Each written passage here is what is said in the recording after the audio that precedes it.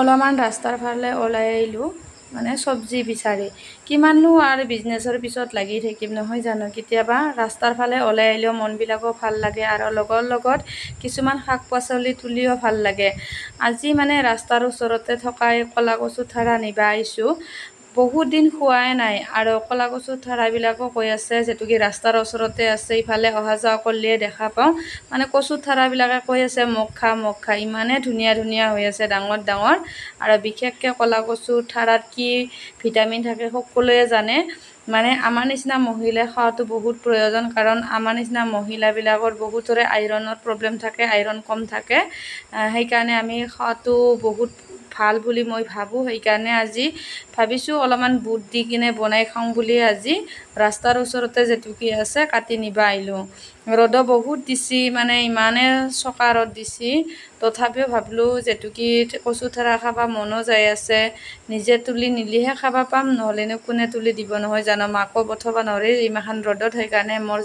জাজনী আৰু ময়ে আহিলোঁ দৈয়ে মানে কচুখিনি লৈ যায় আজি বনাই খাওঁ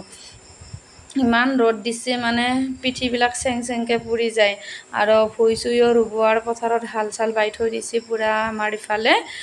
ৰোৱা আৰম্ভ কৰাই নাই আৰু এয়া মই এইখিনি কচু ঠাৰা ল'লোঁ এইখিনিয়ে হ'ব মানে বেছি মানুহ নহয় যেতিয়া অলপমান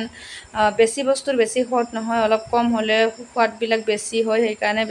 ইমান বেছিও লোৱা নাই ইয়াত বুট দিয়া যাব সেইকাৰণে অলপ কমকৈ ল'লোঁ এতিয়া মানে ঘৰ যাই আছোঁ ঘৰ যাই পাই লগ পাই আছোঁ দেই ৰাস্তাৰ পৰা কচু কাটি আহি পালোঁ ইমানেই ৰ'দ দিছি মানে ফেনৰ তলত পূৰা বহি গৈছোঁ এতিয়া অলপমান তাঁতশালত বহোঁ আজি মানে ধানো মেলি দিয়া গৈছে ধান মেলি দিছে যিহেতুকে অলপমান জাৰবাও লাগব মানে ভঁৰালতকৈ ধান থৈ দিছে মানে আজিকালি মানে এনেহেন হৈছে ভঁৰালত ধান থৈ দিলে মানে ইমান ধুনীয়াকৈ থৈ দিয়া যায় ইমান ধূলা হৈ আছে আজি আবেলি মানে ধানো অলপমান জাৰবা লাগব আৰু সূতা ববিনত লৈ আছে ইয়াৰ সূতাবিলাক থৈ দিছে মাহুন আৰু ইয়াৰ বেছি লোৱা হোৱা নাই মোটামুটি 10-11টামান ববিন লোৱা হৈছে বাকী সেইখিনিয়ে হৈছে আৰু দুপৰীয়া ভাত ৰান্ধবা হওক লৈ কিনে এতিয়া মই ভাবছোঁ কি তাঁতশালতে বহোঁ যেটো কি গৰমো বহুত যিখিনি কাম কৰিব পাৰোঁ সেইখিনি মানে কামখিনি কৰি লওঁ যিমানে মানে সময় যাই থাকিব সিমানে গৰমৰ তাপটো বেছি হৈ আহিব সেইকাৰণে ভাবছোঁ কি 9টা বাজিলহে পটাপট তাঁতশালত বহি লওঁ এই বেছি ৰ'দ নহওঁতে মানে কচুখিনিও যাই কিনে লৈ আহিছোঁ নহ'লে আৰু মানে ৰ'দত তাপত যাবাই নোৱাৰি না সেইকাৰণে এতিয়া মই কামত লাগোঁ আৰু আপোনালোকক লগ পাই আছোঁ এইফালে চাওকচোন ইমানখিনি ধান মেলি দিয়া গৈছে যেটো কি ৰ'দো বহুত শুকে যাব আজিয়ে আৰু লগতে মিস্ত্ৰীও আহিছে ঘৰত সেইকাৰণে সকলোফালে মানে মেনেজমেণ্ট কৰিব লাগিব আৰু আজি এয়া ছাগলীটো ধান খাই আছে গৰমৰ কাৰণত চেৰনি হ'ব মা গাইজ ফুল বাচি আছোঁ ৰ'ব ফুল বাচি আছোঁ মানে মোবাইলৰ ষ্টেণ্ড নাই না সেইকাৰণে অসুবিধা হয় কি কৰিম আৰু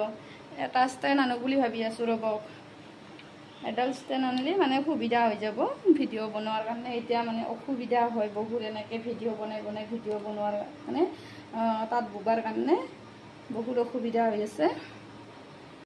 কি বনালোঁ আজি দুপৰীয়া অলপমান আপোনালোকক দেখাই দিওঁ ৰ'ব এয়া ইফালে ভাত লগতে ভেন্দি ভাজা ভাতকেৰেলা ভাজা আৰু পুৱা অনা কলা কচুৰ ঠাৰা বুট দি ভাজা গৈছে আৰু মাংস লগতে এয়া বইল দালি আৰু এয়া দেখিছে ভোট জলকীয়া ঘৰৰে হয় আজি দুপৰীয়াৰ সাজ এনেকৈ ধুনীয়া কৰি খাওঁ আৰু